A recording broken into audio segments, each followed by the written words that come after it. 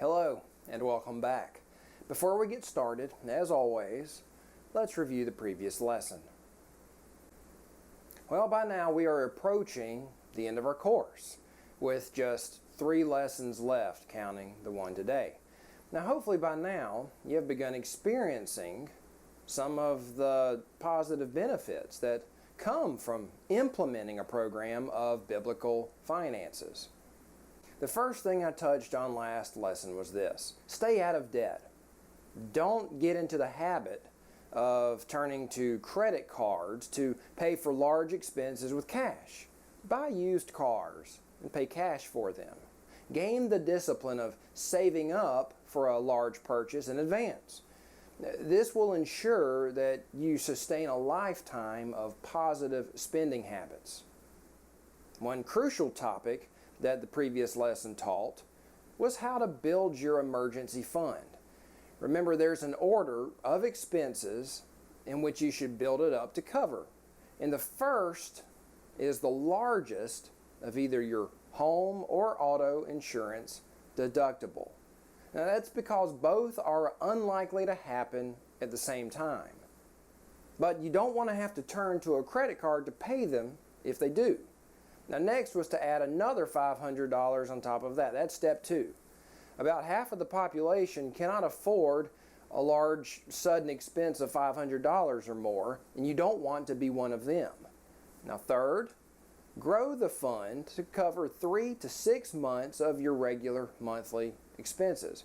I recommend 6 months minimum. More if you want to, if you can afford it. Fourth, add twice your health care insurance deductible.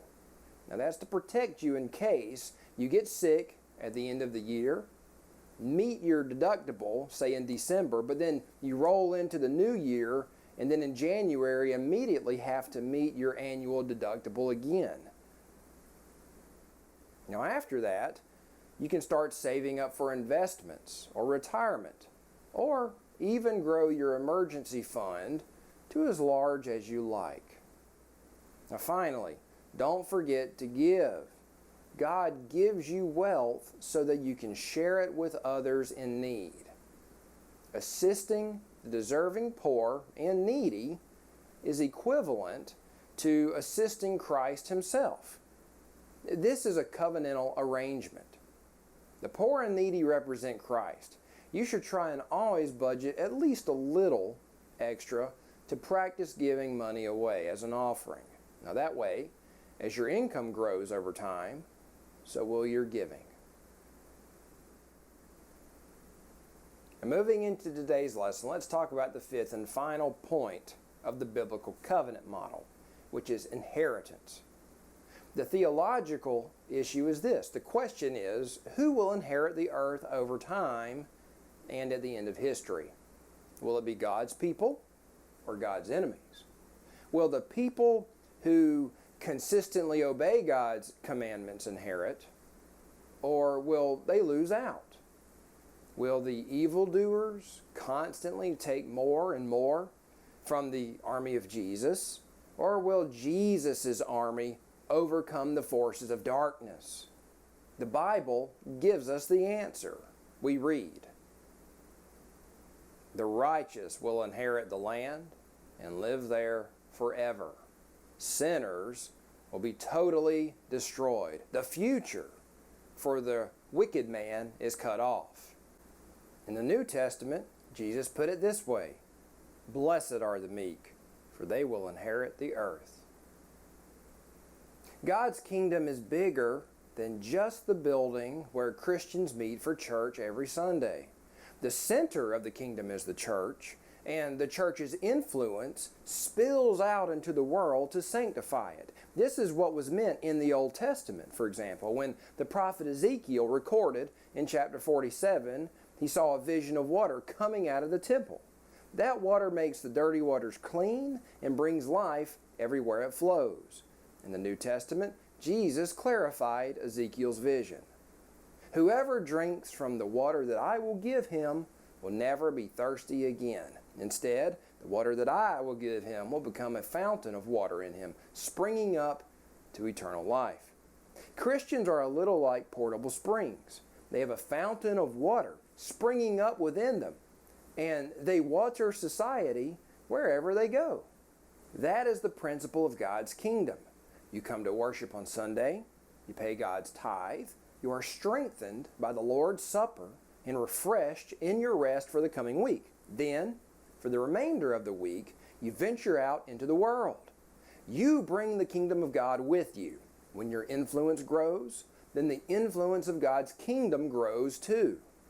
It's God's plan that His kingdom will continue to grow and expand until the end of history. Jesus said His kingdom is like yeast that causes an entire loaf of dough to rise. Ultimately, God's people, His church, will inherit the world. The theological principle of inheritance translates into the financial principle of compound growth. God gives His people time, but He cuts short the rule of the evildoers. In the second commandment, God promises to bring judgment upon evildoers after 3 or 4 generations, but He shows mercy to 1,000 generations of those who love Him.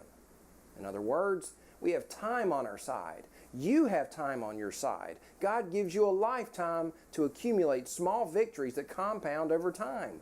This compounding effect is passed down through generation after generation, resulting in major advances in the growth of God's kingdom over time. In your finances, you should rely on this time to multiply your wealth as you grow older. This way, you will have an inheritance to leave your children.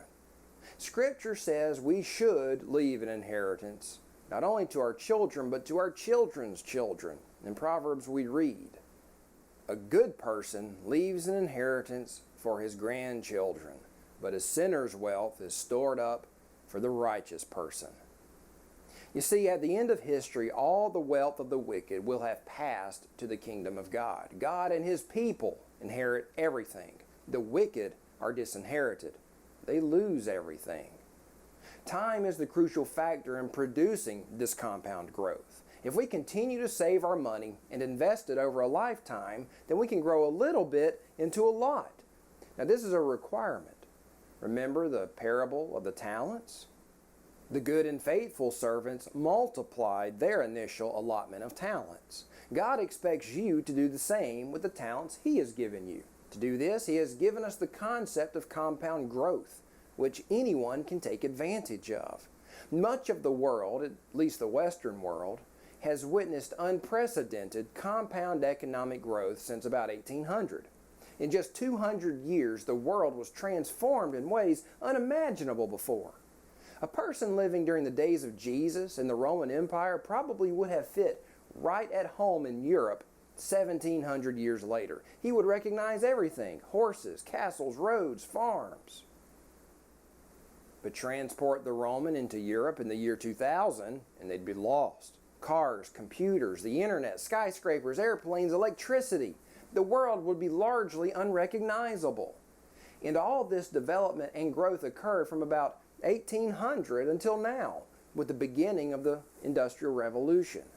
The compound annual growth rate during that time was about 2%. And when you put that into financial terms, if you had $100 in the bank this year, then at the end of the year, after growing 2%, you would have $102 in the bank. Now that's not a big difference. It's barely enough to even notice year by year. But after 35 years, your initial amount has doubled to $200. Give it another 35 years and the initial amount has quadrupled to $400. After 100 years of saving, the initial amount has multiplied almost 8 times. After just 200 years at 2% compound growth per year, Your initial $100 has multiplied almost 55 times to about $5,500. That's a substantial difference. To put it another way, in 200 years, $18,000 becomes $1 million. This is the power of compound growth. It's small enough that we barely notice any change at all year by year, but then, when we stop to look back 10 years or 20 years, we realize that things have transformed radically right under our noses. This is what has happened to the world economically since about 1800. The growth rate was just a little more than zero, but then, in 200 years at just 2% per year, the world has transformed. Who knows what it will look like in another 200 years? Can you even imagine?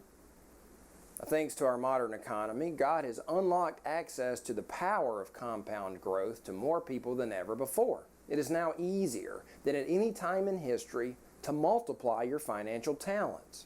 And so, you can use the power of compound growth in your biblical finances to lay up a large inheritance to pass on. You can pass it on to your children, and you can pass it on to the world through acts of charity. One thing to understand is that an inheritance consists of more than just money. An inheritance has many parts. The most crucial component is the worldview. The most important inheritance you should want to leave for your children is their worldview.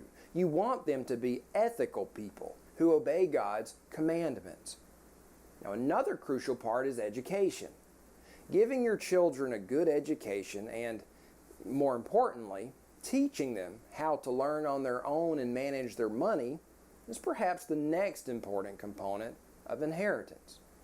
These two components, worldview and education, are more important than wealth, because if you leave massive wealth to immoral, spendthrift children, then they will just squander it instead of rolling it forward for God's kingdom. Teaching them a strong work ethic is also a crucial component of their inheritance. They must not be like the sluggard that Solomon repeatedly condemns in Proverbs. They need to understand that working hard and serving others is the path to influence and success in life. Teaching them the biblical principles of finance you've learned in this course is something you must do. They need to learn how to manage their money just like you have. Now, there are other components of an inheritance. Passing on a good family name is one. A reputation of integrity and honesty is a good legacy to leave your children. Let your own good name precede them. That will make it easier for them to get ahead. Reputation is a vital component of inherited capital. Now, when you think education, you probably think college. The cost of a college degree has soared over the years. In 30 years in the United States, from 1989 to 2018, the cost doubled after you adjust for inflation. Ignoring inflation, the cost of a 4-year degree increased by almost 400%. The cost of college, which includes tuition and fees, has grown faster than the inflation rate. But worse than that, wages have barely grown at all in that time compared to the tuition rate. So you have a situation where the cost of the degree is accelerating, but the reward for gaining that degree is almost flatlined. So over time, the degree has become more expensive, but thrown off fewer benefits. As a result, student loan debt has grown to become, behind housing debt, maybe the largest type of debt that people have. College degrees are expensive, and they don't offer stellar benefits to offset their steep rise in price. That's why, as a responsible parent who takes biblical stewardship seriously, you must never pay retail price for a college degree. Second, you shouldn't pay for it at all. You would be wise to instruct your children early on that they must pay their own way through school. Third, there are 4 perspectives that you need to consider when planning for your children's college education. From the employer's perspective, the purpose of college, exemplified in the college degree, is to show them that the graduate is a diligent worker who can solve problems and finish what they start. The content of the degree program is not always vital, unless you're in some special or licensed field like engineering, medicine, or law. Now, from the parent's perspective, the purpose of college is to serve as a transitional training ground for their children to bring them into adulthood. They expect that their children will likely go through several tests and trials where they learn to navigate complex social situations and grow into a young scholar who will get a good job and make lots of money. From the student's perspective, college is an opportunity to escape their parents' authority without losing access to their parents' money. It's an opportunity to live by new rules, not their parents, but their own. College provides time for lots of leisure, which means lots of time to get into trouble. Good grades may or may not be their top priority. From the university's perspective, they are given the opportunity to indoctrinate the students into a worldview that likely conflicts with that of their parents. They provide incentives for coaxing the young undergraduates to come over to the university's way of thinking. Incentives like co-ed dormitories that lack parental or adult supervision. Now, your job as a parent is to recognize the different perspectives involved and understand where there is value in a college degree and where there is danger to the well-being and moral fiber of your children. The whole time you need to be thinking about your pocketbook and your children's financial and moral future. Remember, education is a component of inheritance, but so is worldview. Sending your children into a humanist university that rejects and actively undermines biblical values in all areas of life is a good way to risk one for the sake of the other. Do not put a stumbling block before them. Do not make it any easier than it already is to do exactly what Jesus warned against: gain the whole world, but lose their soul. Teaching your children financial prudence is part of your task. You must explain the perils of university life to them. You must explain the detrimental impact to their earning power that being saddled with student loans will have. And you must understand that there are cheaper ways to get a college degree. Online courses are growing both in availability and respectability and provide another avenue to get a good education for cheap. If your children must pay their way through college, they will better appreciate their time. They will study harder. They will gain invaluable experience developing a strong work ethic that will give them a permanent advantage over their peers for the rest of their life. And they will be more likely to hang on to the worldview that you have spent their whole lives imparting to them. Do not come all this way only to risk your children's inheritance. The retail price of a standard college degree is much higher than just what the statistics report. Now, savings are obviously crucial to your long-term financial stewardship. Once you complete your emergency fund, you should funnel everything else above that into your savings. So stock your emergency fund first, then begin placing everything else in savings. Your savings will be a resource for funding your calling, investing, augmenting your emergency fund, and contributing to charitable causes. It is also how you fund large purchases without going into debt. If you need a new car, for example, you should pay cash, but you can only pay cash for a new car if you have a substantial amount of savings. If your savings are growing year after year, then you will know you are multiplying your talents. But at some point, you will want to begin investing your savings to grow it faster and take advantage of compound growth. Once your emergency fund is stocked and your savings start to grow, then you will need to think about investing. Now, investing is how you accelerate the growth of your talents. This isn't, of course, about investing, but I want to quickly survey different ways to invest. In fact, there are 4 main ways to invest. Paper investments, which consists of stocks, bonds, and mutual funds. There are precious metals like gold and silver. And then there's real estate and business. Now, precious metals are beyond the scope of this course. Besides, the investment vehicle you hear about most is the paper vehicle, stocks, bonds, and mutual funds. Stocks are certificates that represent shares of ownership in a private company.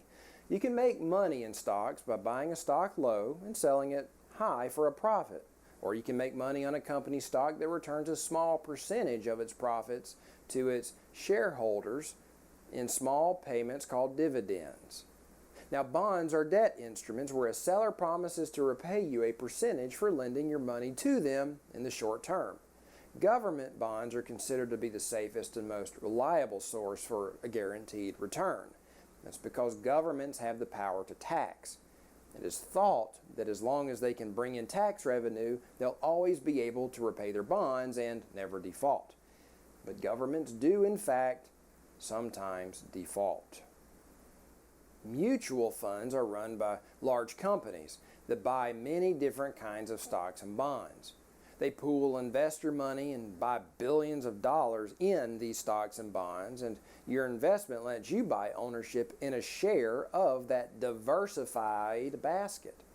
The purpose of a mutual fund is to generate an above-average return for its group of investors by diversifying investment capital into companies that represent different sectors. They're run by professional money managers who charge you a fee for managing the fund, usually. Now, two of the most popular recommendations for investing are mutual funds and index funds. Index funds are a kind of stock that's designed to track an overall stock index, like the Dow Jones Industrial Average or the S&P 500.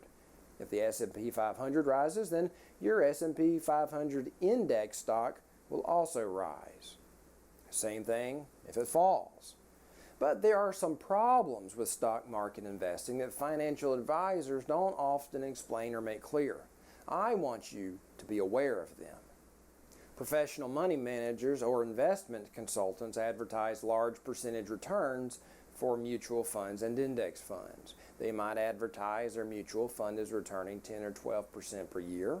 Then they show you at those rates you can grow an initial investment of $5,000 with annual contributions of $3,000 to $1.9 million after 35 years.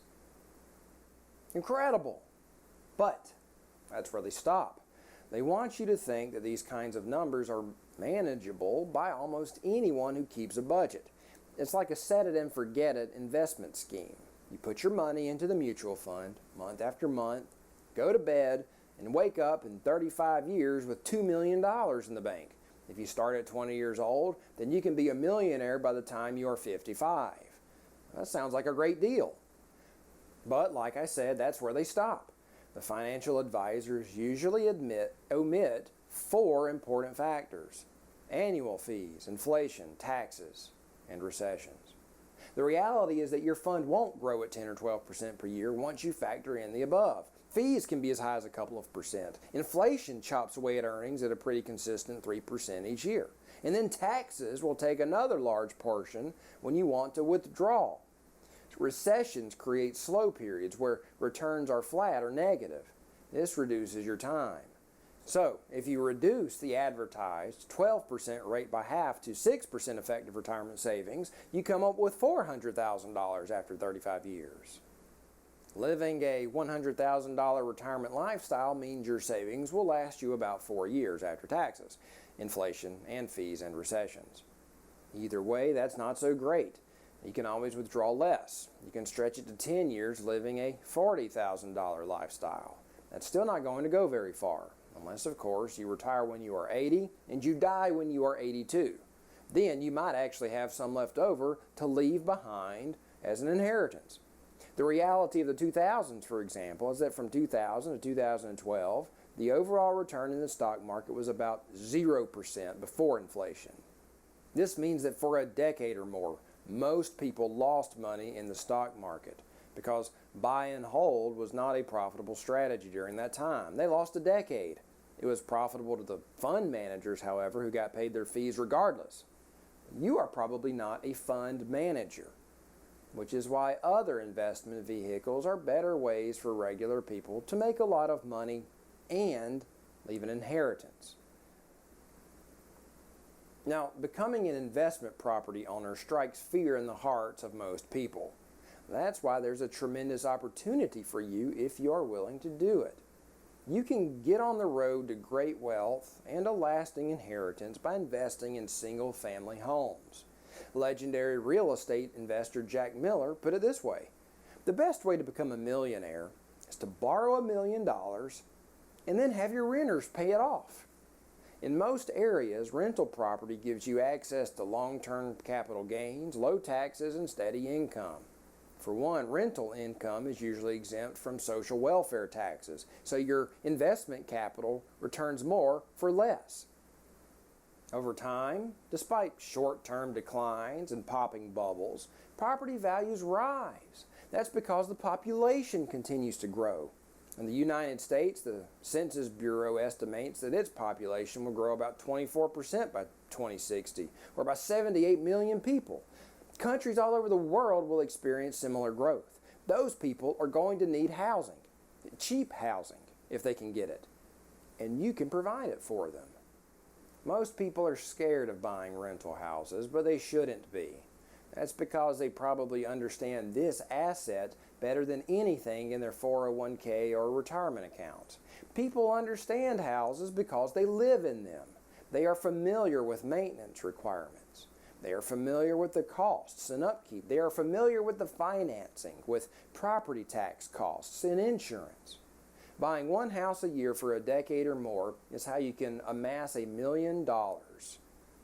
And if you stick with your budgeting program and save, then you are going to have a lot of cash available during the downturns.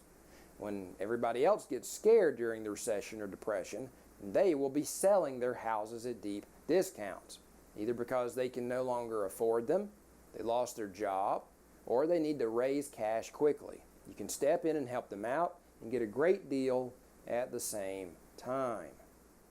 Rental houses can be passed down to your heirs. Having a portfolio of income-generating rental houses is a much better and more reliable plan for retirement than Social Security or heavily taxed retirement accounts. Now be sure to read the resources I have attached to this lesson to learn more about rental house investing. If you are prepared to take steps that no one else is, then you need to start learning today. I've provided you the resources to get started. Make sure you do if that's what you want to do. Now lastly, perhaps the best way of all to generate enormous wealth is to start your own business. By running your own business, you can gain your financial independence from a single employer. You can generate enough money to devote more time to your calling. You can move into the top 1% of earners and become a major contributor to God's kingdom. You can use your wealth to fund initiatives for God's kingdom that no one else is attempting. When you become a successful small business owner, you can do major and influential work. Now, most new businesses fail within 5 to 10 years. You should be aware of this fact before you dive in. But the successful business owners don't let one failed business stop them. They get back in the saddle and they try again. Businesses usually require capital to start. If you don't want to risk your well-being by taking out a large and risky loan, then you can invest more time than money, at least initially. You can do this on the side, after work, and on the weekends. While most people are relaxing and filling their leisure time with entertainment, gaming, and television, you can be gaining a permanent advantage day after day by working while they relax. Here, you have another big advantage over everybody else. Now, there are some books you should read before starting your own business. I've provided links to some of them. It's worthwhile for you to build a side business after work that you can then grow into a full-time business that you can step into. You may have to defer your calling for some time while you do this. It will take a lot of your time, especially during the first 3 years or so. But the long-term benefits will be invaluable and allow you to contribute much to God's kingdom. The issue of inheritance involves passing down kingdom principles to future generations. It means conquering the world for Christ and gradually disinheriting the heirs of Satan. Steady savings and investment are a reliable way to generate a financial inheritance to pass down to your children. Real estate and starting a small business are more reliable roads to wealth. than standard stock market investing promoted by most major retail media outlets and mainstream financial advisors. They seem scarier, but the reward is greater. You can get started by investing your leisure time after work and on the weekends. Most people will refuse to do this because they won't want to give up their TV time or whatever. Ethics is the core component of an inheritance. The practical purpose of a college education is to help your children get a job, but taking the traditional route to a college degree can leave your children morally bankrupt and loaded with debt. This combination can erase their eternal inheritance and render them ineffective producers. Now, these are not easy lessons. I advise that you establish your expectations starting when your children are a very young age. They must never expect that they will get a free ride into debauchery on your dime. This will prepare them for a life of success better than the traditional college route. This means that you will be more likely to fulfill Solomon's recommendation that you leave an inheritance to your children's children. Your children must pass on your legacy for the sake of God's kingdom, which is about more than just money.